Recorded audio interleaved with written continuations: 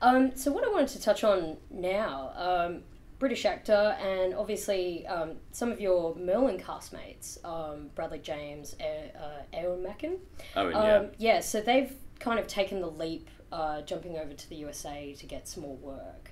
Do you feel like for you as an actor that there's like that expectation or pressure to kind of potentially move overseas, or are you kind of Well, all my happy work is from the States pretty much now. Yeah, like the good thing is you know, all the production companies I've worked for in the last sort of 6 years have all been in the States as well. So I don't know if there is a pressure. I think there's a requirement if you want to push your career in a direction that means you're going to get to like the next level.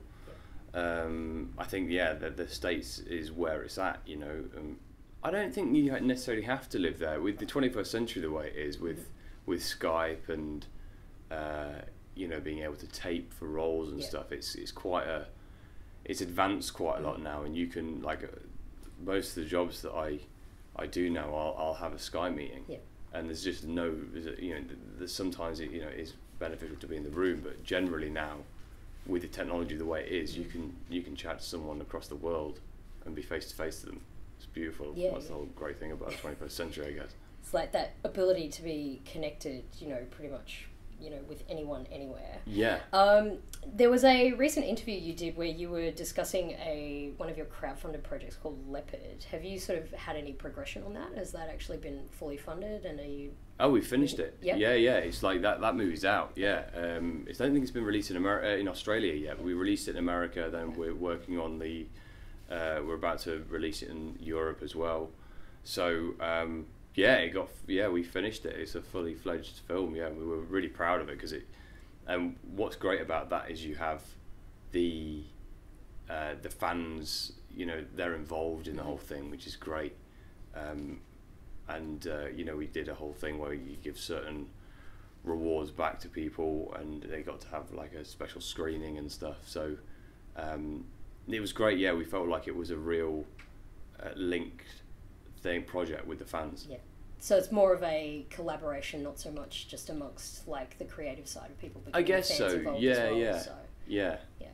Now, have you got any other, you know, besides that and us hopefully getting to actually see that film here in Australia, are there any other projects that you can sort of give us a heads up on? That we might be able There's to a get few, to see? yeah. I mean, there's a movie I'm doing called The Climber, which is about a guy called Gary Hemming, an American climber, and it's about it's a kind of a biopic really about his life, but it's sort of pre and post an event where he rescued a bunch of German climbers from what was considered almost an impossible climb in a mountain in Chamonix.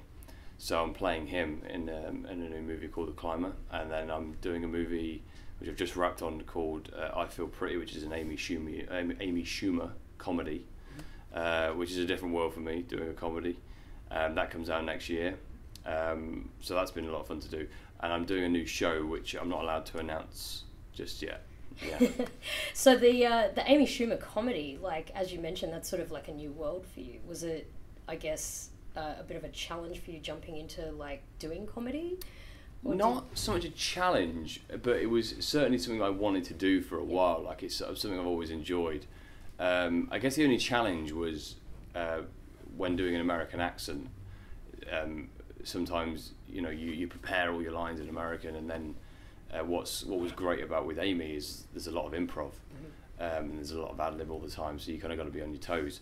So that was interesting having to sort of really immerse yourself in the American, so that when the ad lib comes up, you can jump into American no problem, and you can just flow with it, and then also trying to be funny at the same time. But my character is.